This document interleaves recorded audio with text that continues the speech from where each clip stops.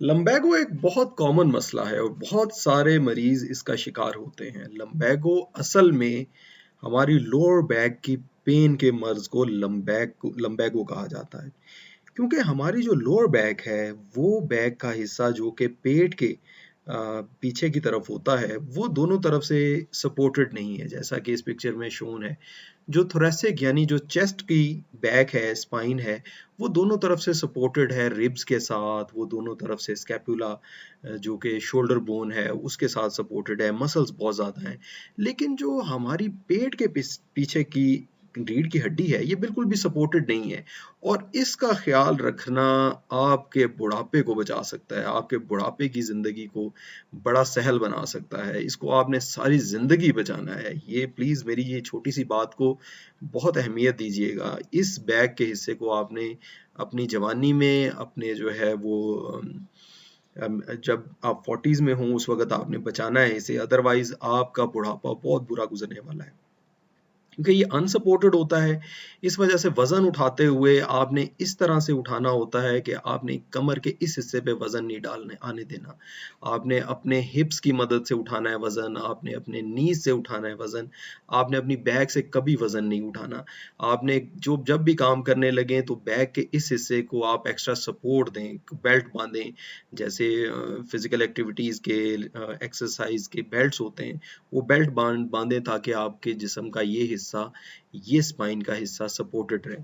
तो हम आगे चलते हैं। जब एक दफ़ा लम्बैगो हो जाता है, बैक पेन हो जाता है, तो कौन सी वर्जिशें इसमें फ़ायदा करती हैं और किस तरह से शुरू करना चाहिए।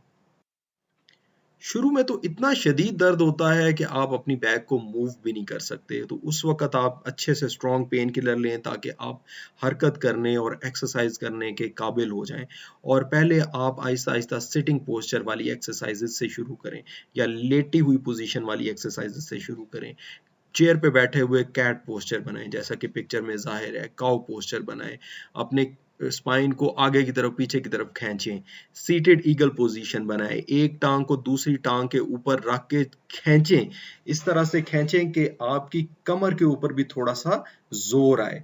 फिर सीटेड ट्विस्ट, एक तरफ देखें सीट के, फिर दूसरी तरफ बाजू जो है जितना पीछे तक लेके जा सकें करें। फिर फॉरवर्ड बेंड, चेयर की सपोर्ट लेते हुए फॉरवर्ड बेंड एक्सरसाइज करें।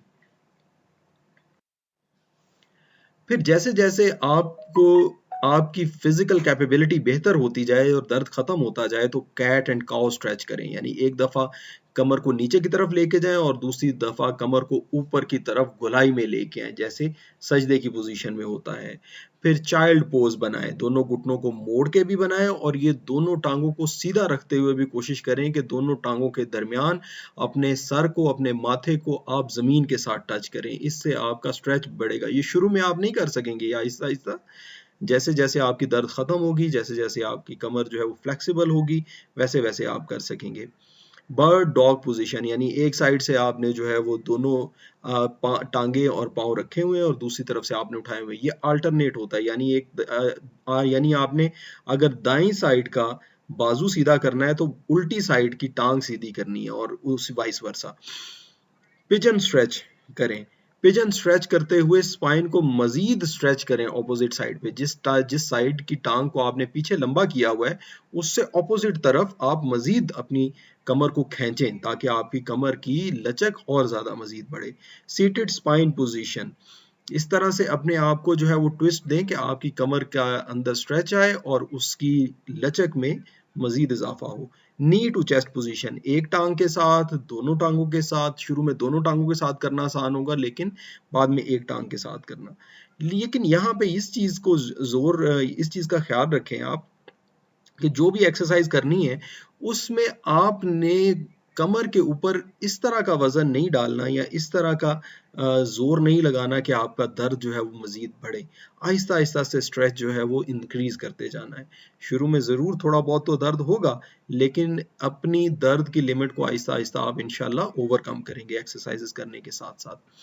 फिर टो टच, ये बहुत अंडररेटेड एक्सरसाइज है लेकिन बहुत एक्सीलेंट एक्सरसाइज है। ना सिर्फ ये एक्सरसाइज है बल्कि आपकी एक्सरसाइज को मेजर करने वाला टूल है, आपकी एक्सरसाइज एफिकेसी को मेजर करने वाला टूल है। जब आप अपने टो को टच करना शुरू हो जाते हैं, तो इसका मतलब है कि आपको इंशाल्लाह इसके बाद कमर दर्द का मसला नहीं आएगा, लाहक नहीं होगा।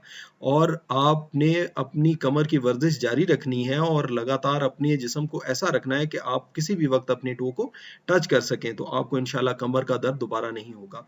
इसी तरह से आप जो है फिर नीचे दरमियान वाली पिक्चर में देखें तो आप कोशिश करते हैं आहिस्ता आहिस्ता कि अपने सर से अपने सर घुटनों को टच करें, अपना सर घुटनों को टच करें। नॉर्मली नहीं कर सकता इंसान, लेकिन जितना नज़दीक लेके जा सकते हैं उतना नज़दीक लेके जाएं। फिर बैक रोल की मदद से बैक की फिजियोथेरेपी, ये इसमें वर्जिश से ज़्यादा ये फिजियोथेरेपी है, क्योंकि बैक के मसल सारे अकड़े हुए होते हैं, उनके अंदर सोजिश आई हुई होती है, तो जब रोल के साथ एक्सरसाइज करते हैं तो उससे बहुत ज़्यादा फायदा होता है। फिर साइड स्ट्रेच, कमर की आगे और पीछे की तरफ स्ट्रेच पे तो हर कोई जोर देता है, लेकिन साइड स्ट्रेच बहुत कम लोगों को पता है। ये साइड स्ट्रेच बहुत जरूरी है।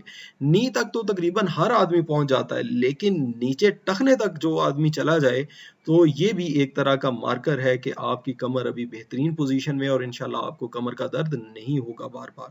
फिर लटकना, बाजुओं की मदद से लटकना या चिन अप्स करना, इससे ये होता है, लटकने से आपकी जो मोहरे हैं उनके दरमियान डिस्क होती हैं, डिस्क की स्पेस बेहतर होती है और डिस्क के अंदर खून की सप्लाई बेहतर होती है और डिस्क की रीजनरेशन यानी दोबारा उसको सही हो जाना, दोबारा उसकी लाइफ बहाल हो जाने में मदद मिलती है। इसलिए लटकने वाली एक्सरसाइजेज भी बहुत फायदेमंद होती हैं बैक की एक्सरसाइजेज में, लेकिन सबसे एंड पे जब आप ये सारी चीजें कर चुके हों उसके बाद लटकने वाली एक्सरसाइजेज भी आपको फायदा देती हैं। ये थी व्यूअर्स मेरी आज की वीडियो। मुझे उम्मीद है कि आपको इससे बहुत फ़ायदा होगा और मुझे उम्मीद है कि आप इसको ना सिर्फ खुद देखेंगे बल्कि आगे भी प्रोपेगेट करेंगे, आगे अपने दोस्तों और रिश्तेदारों को भी बताएंगे और मुझे उम्मीद है कि आप इसको लाइक करेंगे और मेरे चैनल को सब्सक्राइब करेंगे। Thank you very much. अस्सलाम वालेकुम।